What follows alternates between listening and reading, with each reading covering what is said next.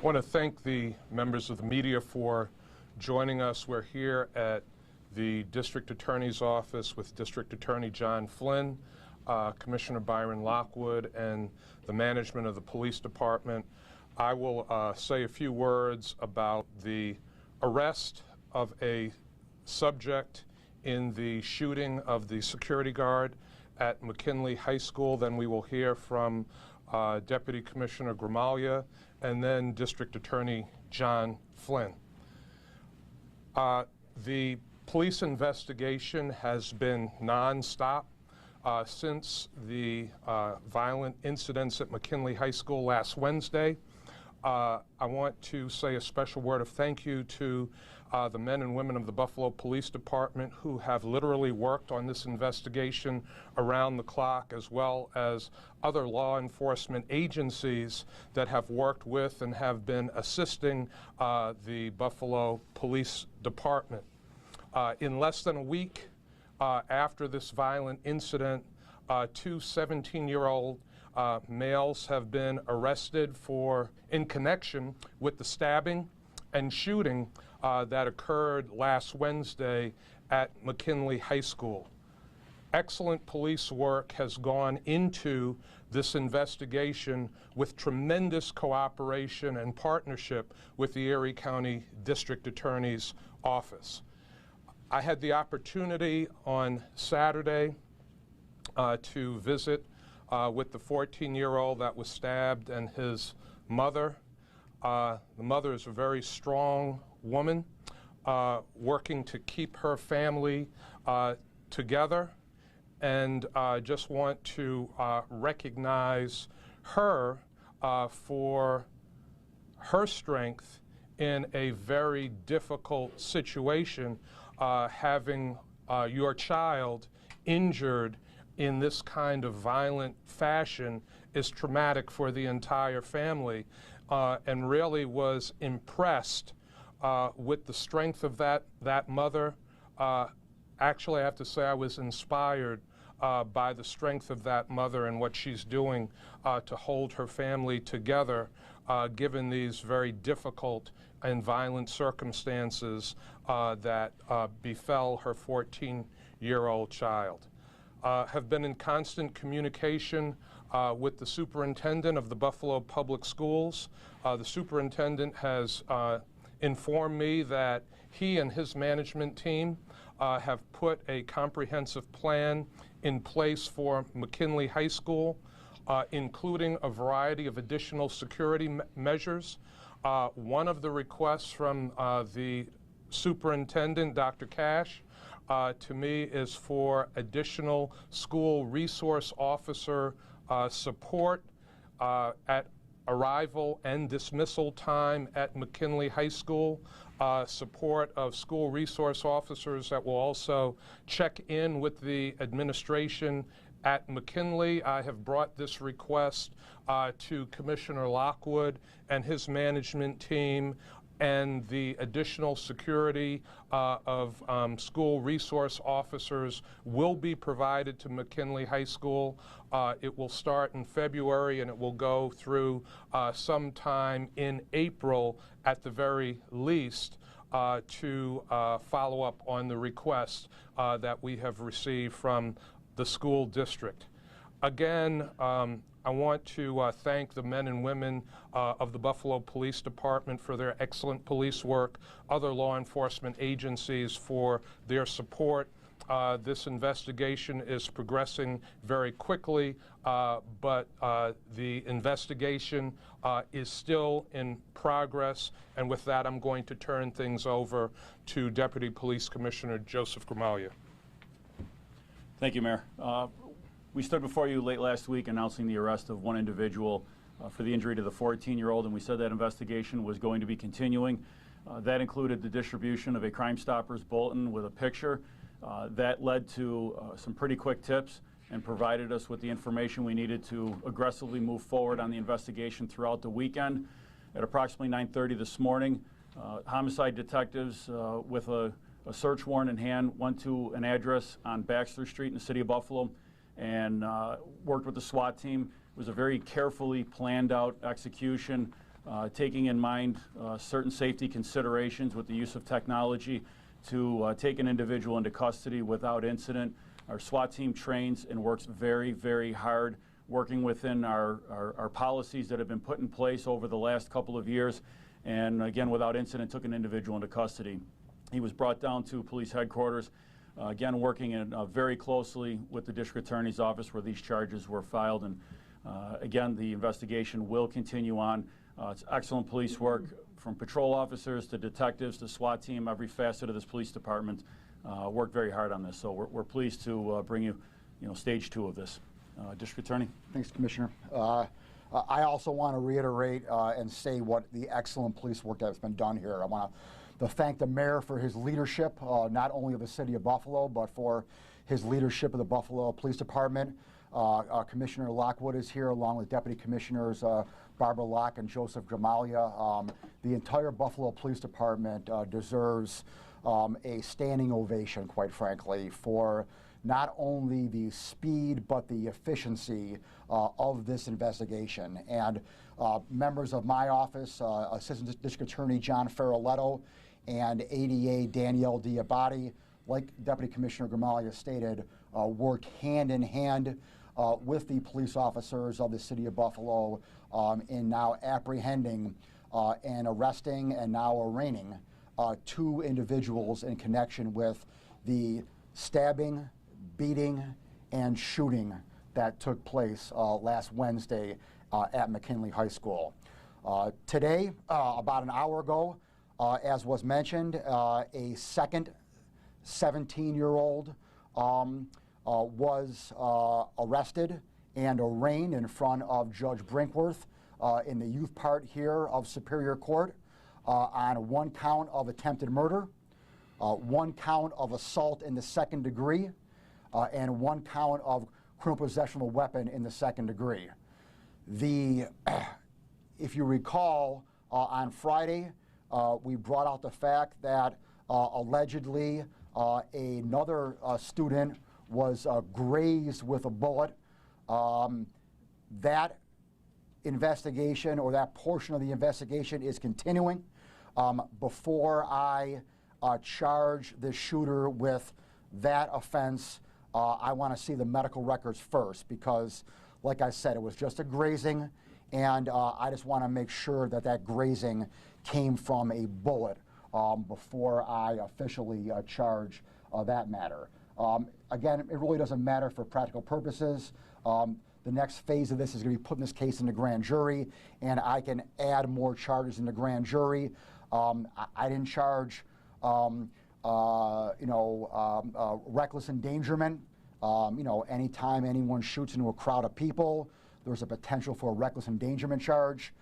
That was not charged today, so that may be added on later as well. So I may add on charges later on when I go through the grand jury process, but for right now, I have an attempted murder. I have an assault in the 2nd degree for the gunshot wound to the leg of the security guard, and obviously, allegedly, the 17-year-old did not have a permit for the gun that was used, and therefore he is charged with illegal possession of a weapon as well. The 17-year-old who was arrested and arraigned on Friday was brought back to court this morning for a bail review hearing. The defense attorney for that 17-year-old argued that that defendant should be let out on bail. The defense attorney tried to use some of the language that I used at the press conference on Friday against me in that bail review hearing. He didn't get my words correct. So just so we're all clear here, as you all have on tape, I never said on Friday that the first 17-year-old did not stab anyone, nor did I confirm that he did stab anyone. I made it very clear that I did not confirm or deny what that 17-year-old allegedly did, whether he participated in the stabbing, whether he participated in the beating. I pointed out crystal clearly that at this stage I do not have to. That I charge that 17-year-old with attempted murder, and assault, based upon the accomplice liability theory, where he has a shared intent with others who may have been involved in the beating/stabbing. So again, just so everyone is crystal clear, I did not allege, nor am I alleging today, exactly what that first 17-year-old did. Today is not the case. Today, I am specifically alleging that this second 17-year-old shot the security guard. There's no ambiguity in that at all. The only ambiguity is that allegedly. He's innocent, obviously, until proven guilty. But the allegation is that the second 17-year-old, who was arraigned today, fired the weapon, multiple rounds, hit the security guard, and may have hit another child that we're still looking into. As the Deputy Commissioner stated, and the Mayor stated correctly, this matter is still under investigation. It's still under investigation on two fronts. It's under investigation because obviously now we're moving to the grand jury portion of this, and by the very language of the grand jury, a grand jury is an investigation. So we are moving forward now on these two individuals who've been arrested and arraigned with the grand jury investigation. That's the investigation on one front. On the second front, we are obviously still investigating who was involved with the first 17-year-old in regard to the beating and stabbing of the 14-year-old victim. We believe there are others involved. I am not going to quantify others. I'll just say others with an S and leave it at that. But we believe that others were involved, and we are continuing to try to find out who they were, and again, bring anyone else to justice who deserves to be brought to justice. The next hearing, the next court date for the first 17-year-old will be Wednesday for a felony hearing. The 17-year-old today, next court date is Friday for a felony hearing. Any questions? Have the suspect's parents been cooperative? I would characterize suspects number one parents more cooperative and leave it at that. Just to confirm, Yeah, the picture on the Crime Stoppers poster is the same person that you arrested and have in custody as the shooter, correct? Allegedly, yes. Okay, and then is that person a student at McKinley High School or in the Buffalo Public School District? Yeah, do we know? I'm not sure. I'm not, yeah, you know. He's a registered student, but has not really been attending much. Okay, he's a registered student who has not had great attendance At McKinley? at McKinley. What kind of a weapon? Was this a handgun? Yes. A millimeter, you were to say? And are you able to say anything about the connection between this suspect and the 17-year-old charged in connection with stabbing? I can say that, I want to mock. I can say that, if you recall on Friday, I had stated that we had two groups of kids here. And the two groups of kids had individuals, the 14-year-old victim and 17-year-old number one, along with others, kind of come out of the pack and get involved in the fight, all right? I can say that the shooter was part of, allegedly, the same group as the 17-year-old who was arrested on Friday. Are you able to take us through a bit of a timeline as to how this all went down? I mean, was this a planned event? Obviously, this kid wasn't in school, right? Because he couldn't have come to school with a handgun that day? Yeah, well, yeah. I mean, we don't know, Hannah, how far planned it was. We know, we think we know, that it was planned sometime during the day before 3:45 school got let out. So sometime during that day, there was discussion about let's have a fight later on that day. Whether or not it had been brewing previous to that, at this point we don't know. We're still trying to piece that together. But I can say for a relatively near certainty that the planning precluded the 3:45 dismissal earlier that day. So my next question then would be, did either of these kids come to school with those weapons and have those weapons in their possession at school last Wednesday? Well, just so I'm clear, I'm neither confirming nor denying that I'll call them the first 17-year-old, 17-year-old number one, okay? I'm neither confirming nor denying if he had a knife, okay? So I can't confirm or deny that part, all right? Whether or not second 17-year-old today, when he brought the gun to the school property, at this point, we're still investigating that. So I don't know whether or not he got into school with a gun or even went to school that day. We're still looking into that. The mayor mentioned additional school resource officers at McKinley. How many, and will they be armed? And is it just for McKinley? Because there's been issues with violence and crime in other Buffalo public schools. School resource officers are police officers, so they will absolutely be armed. They are Buffalo police officers. The commissioner and his management team will work with the chief of school safety and security and the school district to determine how many school resource officers will be available for arrival time in the morning and dismissal time in the afternoon. How closely are you going to be working with Superintendent Cash moving forward, just knowing that teachers and parents have concerns about school safety in Buffalo? The city is going to work very closely with the school district. We do have a good, close working relationship with the school district, and as I mentioned, when the incident occurred, I have since that time been in constant communication with the school superintendent, Dr. Cash, speaking multiple times a day, every single day since the incident. Normally we speak about once a week at least.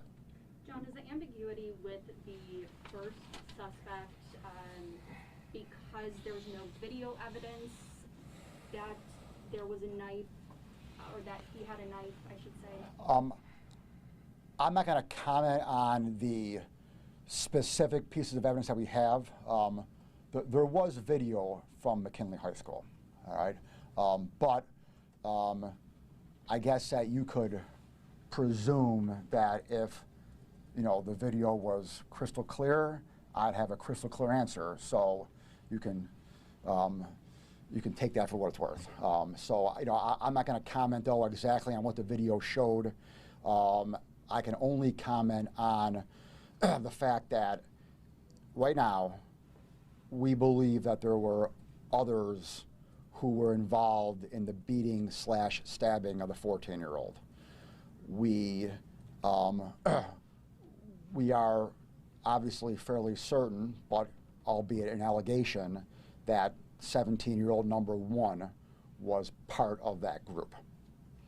And we are looking for the others. And not only are we looking for the others, we are trying to specifically figure out who did what. So, because three things happened. A stabbing happened, beating happened with the hands, and beating happened with the feet. Okay? So stab, punches, kicks. And who exactly did what, we're trying to figure that out.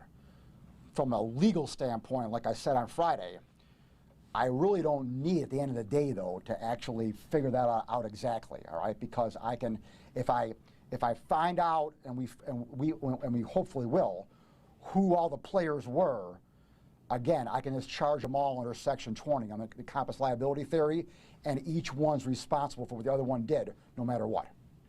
And that's what I'm hoping to get at. When were the new SROs going to start? I'm sorry. For the additional SROs? The new SROs are going to begin when McKinley goes back to school, and they will go through April, So at least. you mean this Thursday or the 28th? This Thursday. Mr. Mayor, are you able to, again, we heard 10 SROs split among the school district. Is that number correct? And is it true that that number could have been diminished a bit during the pandemic when students were not attending classes and there may have been less SROs? What's the current count? The current count of school resource officers is 10. That number was not diminished during the pandemic. And I think one of the other questions was about any needs at other schools. We will be working with the school district to address security and safety needs at other schools as well. Mayor, does this mean you're going to get the metal detectors out? I think that was part of Dr. Cash's announcement, that there would be technology that would be employed and that would be purchased that would identify weapons potentially coming into the school and be able to prevent that. So the school district has made the commitment to purchase technology that will identify metals. Because at one point they had metal detectors and they weren't using them. That is a school district decision, and the school district has determined that they will be employing technology that will give them the ability to do metal detection. And speaking of those metal detectors, how do you decide which schools get them, which schools don't, how many go to each school? Again, that is a question for the Buffalo Public Schools. That is part of the superintendent's comprehensive safety plan that he has been developing with his management team. So for the specifics of that plan, you'll have to speak to Dr. Cash and the school district. Have either of the weapons been recovered? I'm sorry. Not this time. John, are Okay, they where separate? did he get the gun? And What kind of gun? what kind of gun? Is it stolen? No, well, it's a pistol, handgun, all right? And at this time, we're still looking into where he got the gun, or how he got the gun. And we gotta find the gun first. Okay, and so what are you, I mean, just in general, with how this all played out, is there any evidence that kids were dropped off by people to this fight? Did they come on foot to this fight? Are you suspecting any older people, parents, may have been involved in some of that? We have no indication of that. Of the 15 to 25 kids who were at the fight, we don't have specifics on how they actually got in the parking lot. The majority of them were all in school that day. And again, we can just, and I can tell you before, as I said before, there was talk amongst some members of these two groups in the school that day about getting together after school for a fight. So we can logically presume that they left school and went out in the parking lot. Are the second suspect's parents part of the reason it took 4 days to apprehend this individual? No, I wouldn't go that far. I would say that it took 4 days because we had to get the distribution of the Crime Stoppers pamphlet out there, which we got out right away on Friday. And then we had to do an investigation, and tips were called once we put the pamphlet out there. We had to ascertain which one of those tips were good and which ones were not good, and go through them and then figure out who the individual was.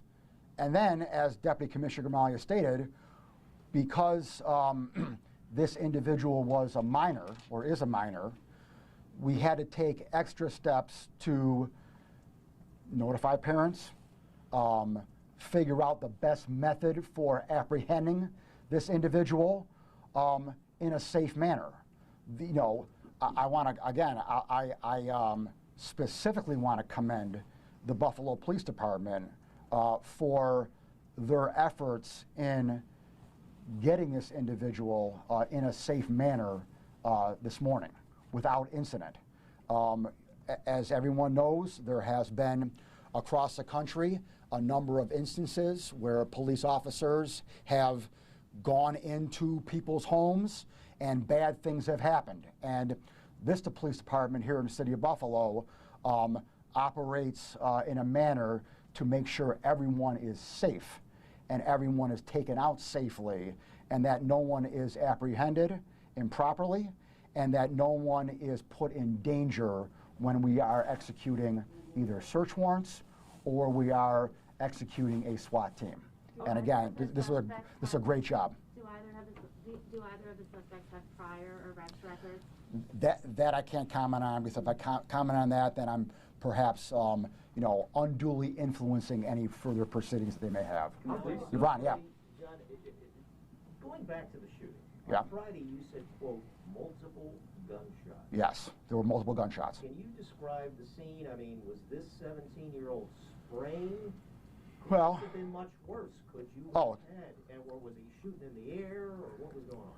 It definitely could have been much worse. We are, again, in the middle of investigating how actually it all went down. Again, getting back to Marley's question here, if I had great video, then I could answer that question to a T, all right? But I have the video that I got, all right? And so we do know that there were multiple shots fired.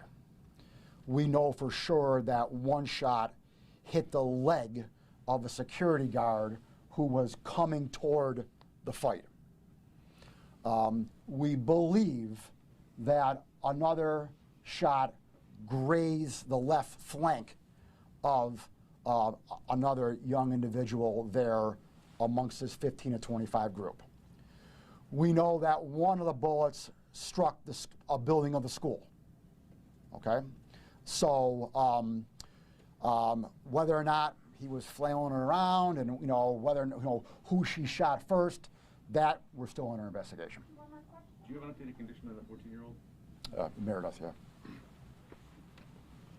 So I did visit the 14-year-old on Saturday in the presence of his mother. I'm not going to comment on his condition directly at the request of the family, but I will say he was able to sit up in a chair when I went to visit him, but being stabbed 10 times for anyone is physically and emotionally traumatic. Can you please elaborate at all on the technology used about entering the suspects? So the mayor and commissioner have been very very diligent about our SWAT team, the technology they have, the training they get. They train a lot. In this particular case, the new search warrant policies that have been enacted over the last couple of years also includes the use of drones, and drones did come into play in this case. We wanted to make sure that that all precautions were used prior to entering the home, for the safest entry for everybody involved. Do you guys use no-knock warrants, like you mentioned the other incidents across the country where there's problems? Would you Buffalo only use a no-knock warrant? No-knock warrants are greatly restricted. In this case was a knock and announce warrant. Only a judge can issue a no-knock warrant. However, through our procedures, those warrant requests from within our department, our detectives, have to go all the way up through the chain of command. Multiple sets of eyes look at those, and that was part of the weekend-long planning process for how this was going to go. A knock and announce warrant was what was signed by the judge, and we took great time and care and technology before any SWAT members went into the house. The individual came out of the house on his own and surrendered to police. So that was what we always aim for, is a nice, safe outcome, and an individual to come out of the house to us under careful command. We also have a negotiator on scene for our raids that talks people through that process of how to come out of the house. And so what is the status of these two right now? Are they in jail? Yes. Yep. Are they staying in jail? Yes. Until a judge would let them out, which I'm going to fight against. But obviously, we we fought this morning to keep defendant number 1 in jail. When defendant number 2 was arraigned about an hour ago, we asked for remand, and he was remanded. He will then have, like I said, a felony hearing on Friday, and defendant number 1 will have a felony hearing on Wednesday. And so we're going to, we're going to request to keep him in jail the entire time, and we are going to obviously do everything we can. It's obviously much easier with the shooter to keep him in my jurisdiction. The defendant number 1, we're going to do whatever we can to make sure that he's in my jurisdiction as well, too. For defendant number 1, we're hearing that there was an interpreter in court this morning. Is that true? And if so, is there any links to, like, say, hate crime or anything like that that you're looking at? No. Defendant number 1, I believe, is from Nepal, the Nepalese. And so are you not looking at any kind of hate crime that happened during the school, racism, or anything like that? Not at this point. What about gangs? Are these kids part of any gangs? Is this gang related? I'm not going to comment on that, Hannah. Again, I'm not going to comment on any affiliations of anyone because, again, that would have a potential detrimental effect on a trial. Multiple people were involved in the stabbing, correct? Well, multiple people were involved in the beating/stabbing of the 14-year-old. So about how many additional suspects are you looking for right now?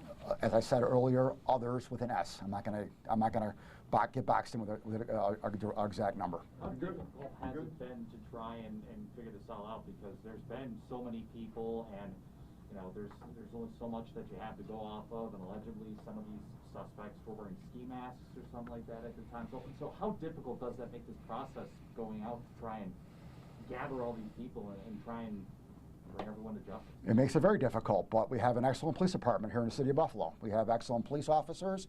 We have excellent leadership in the Buffalo Police Department, and these officers are trained professionals, and that's their job, and that's what they do outstanding.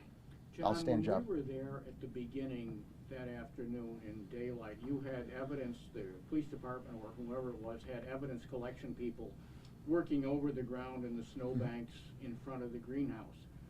You probably found cartridges, Shell casings, yep. Okay. Were any of those in condition you could run them through the various computer systems, and if they had been used in other crimes? We're doing that now. But no word yet. Yeah, correct. Just my last question. Sure. Gun and knife still missing? Yes. Thank you, everybody. And, Okay. just off topic, if we could, about the fire from this morning. Are you looking at any charges for the landlord? We're hearing there was no smoke detectors in the house.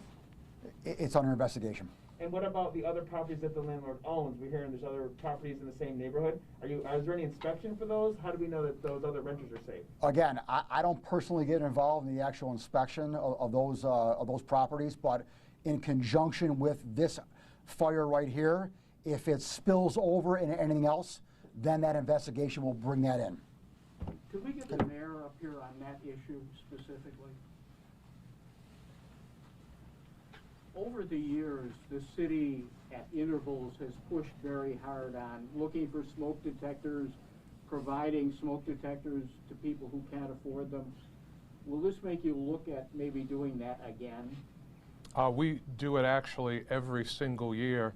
Every year that I have been mayor during October, Fire Prevention Month, we have open houses at firehouses in the city of Buffalo where we push the importance of having working smoke detectors in residential homes, in apartment buildings, and we actually distribute smoke detectors to the public at all of those events. So we will absolutely be doing that again this October. Because obviously some of the landlords around town are from very far away, and you may not have much of an arm on them. Well, we also do provide smoke detectors to tenants. We have a lot of fire prevention activities that the Buffalo Fire Department is engaged in during the course of the year. And, you know, from what we saw today, just a horrible, horrible tragedy. That's why the Buffalo Fire Department works so hard to spread the message about the importance of having working smoke detectors in the home, whether it is the property owner or to the tenant directly. And we do provide smoke detectors directly to tenants as well that can be easily installed. Depending on whether they can read the instructions, we have people from a lot of language groups that have come here in the last couple of years and may not quite know, you know, how you do it. Well, again, we do have an Office of New Americans. We do use a language line service, and when individuals inform us that they need assistance, we do try to provide that assistance. Again, today's fire was a terrible tragedy, and our thoughts and prayers go out to the families of the two individuals that were lost, the family of the two individuals that were lost. Thanks, everybody. Okay, thanks.